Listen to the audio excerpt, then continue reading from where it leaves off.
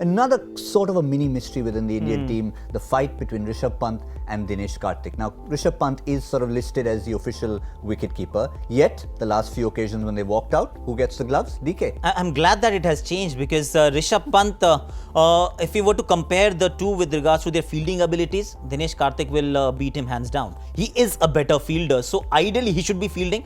It was Rishabh Pant who was fielding against the West Indies and was dropping catches, was not affecting run-outs, and you knew that kid is actually struggling. He's not used to fielding 70 meters away from the pitch. So he's at the right place, and also keeping in mind that he'll be keeping in test matches as well.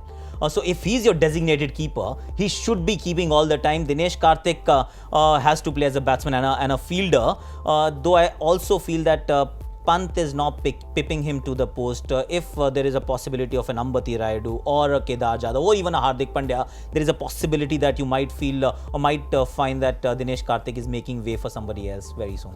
I think that selector should speak to the team management, because if they picked Rishabh Pant as a wicketkeeper, they should pass this message to team management. Boss, we gave you Rishabh Pant as a wicketkeeper and he should do the keeping. So I don't know what's happening in the dressing room, so who's talking and who's saying what.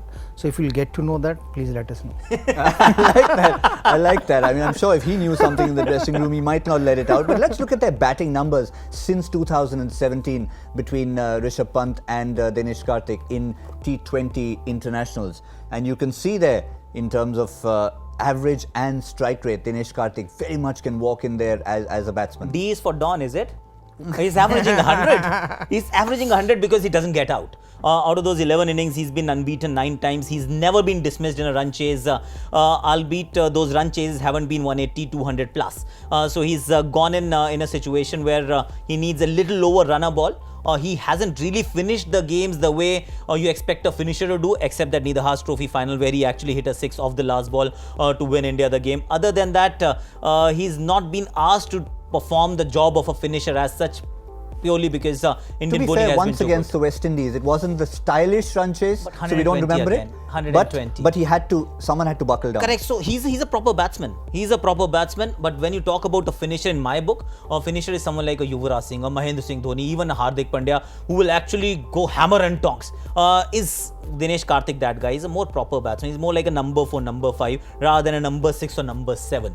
That's my opinion on Dinesh. We shall find out how he does in these games, and then of course the ODIs. Oh, ODIs, he's not there. He doesn't get picked now in ODIs. Absolutely. And Aakash, he played only 11 games.